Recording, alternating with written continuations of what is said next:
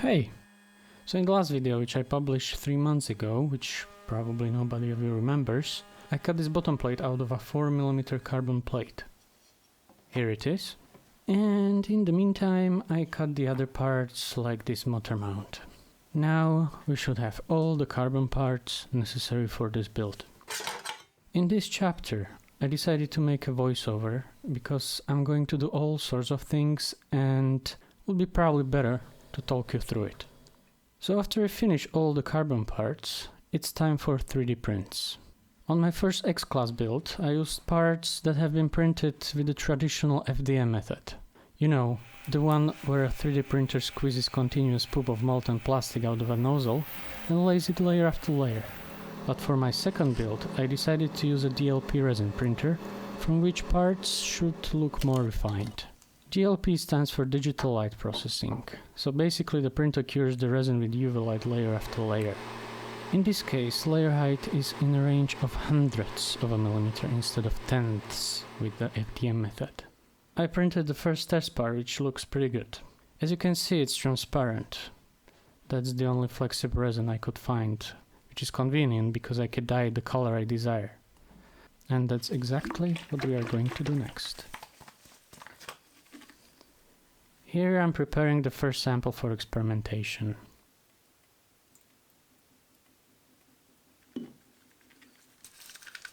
Starting with some liquid dye,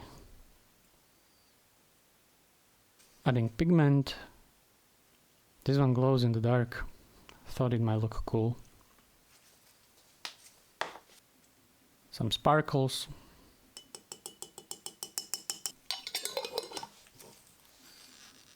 And a vigorous shake.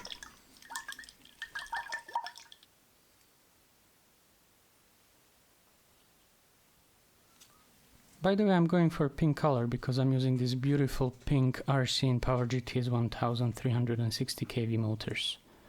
In my opinion, the prettiest motors on the market. During the first print I noticed, which should be pretty obvious from the beginning, that suspended particles in this mixture sediment or settle at the bottom of the vat during the printing process. Which leads to an undesirable result. The part came out nice and sparkly on the bottom, and the rest of the part is colored just by the liquid dye. This sedimentation happens fairly quickly. It takes about 5 minutes, and the resin is transparent again, as you can see in this time lapse.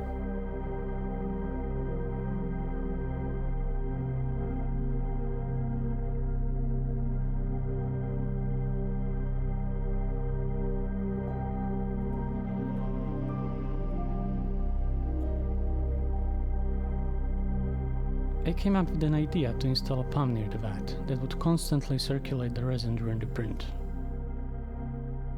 So I ordered one.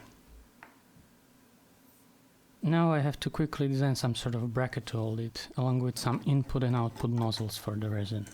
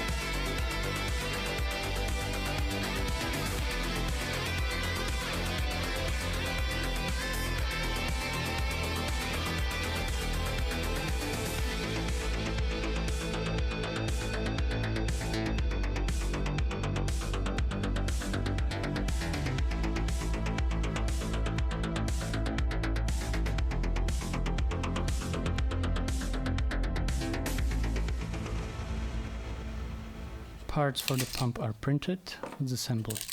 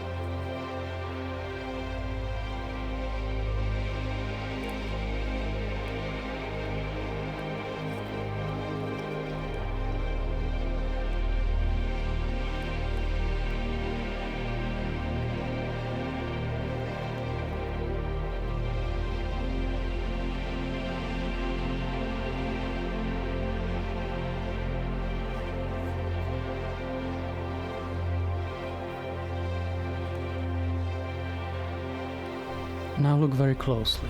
This is going to be exciting.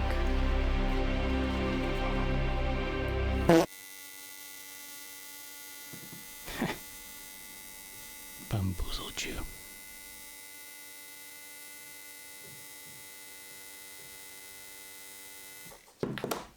Looks like the small impeller is unable to create enough negative pressure to suck in the resin. How about we pre-fill the pump with a syringe to essentially bleed the system?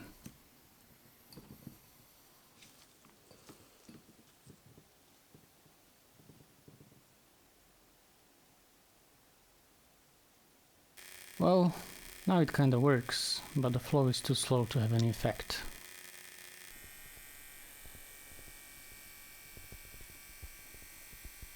We need more powerful pump, so I ordered one.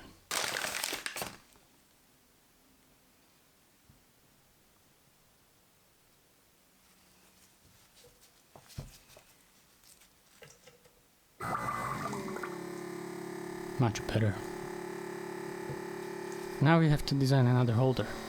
Let's cue the music.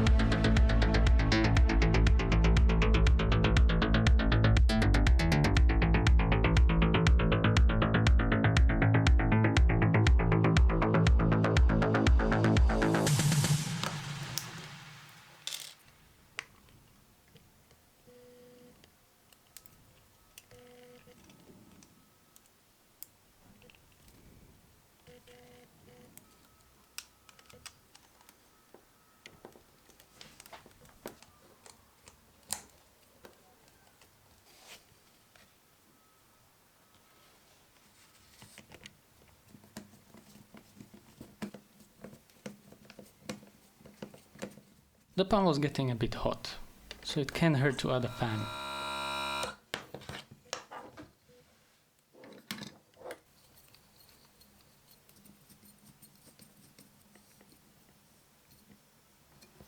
Time to install the pump.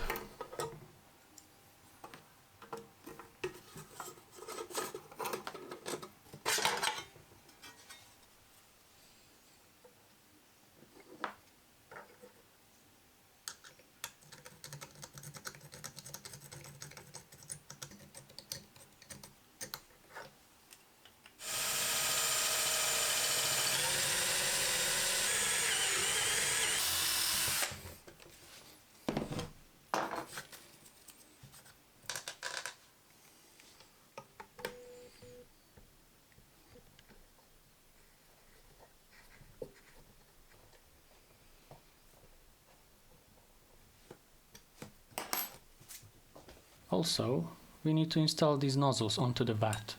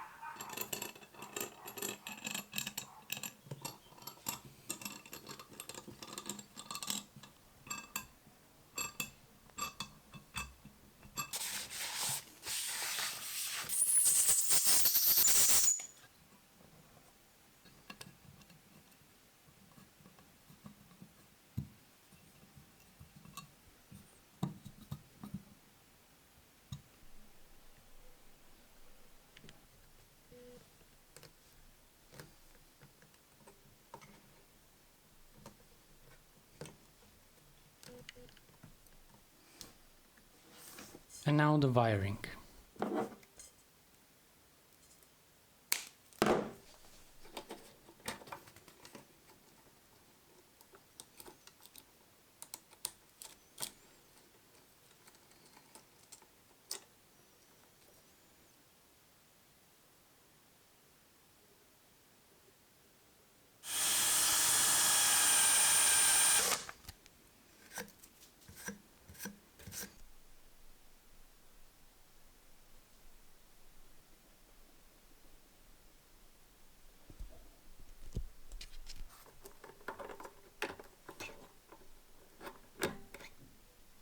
Let's see how our upgrade performs.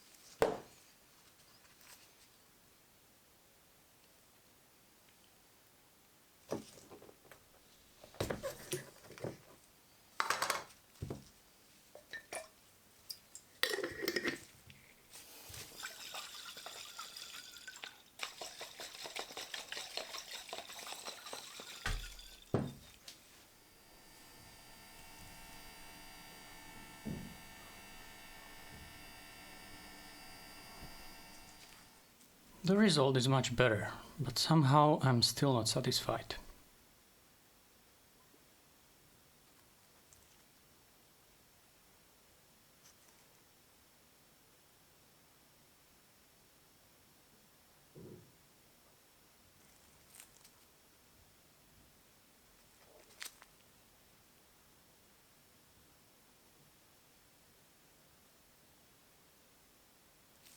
The way sediment has formed confirms my dissatisfaction.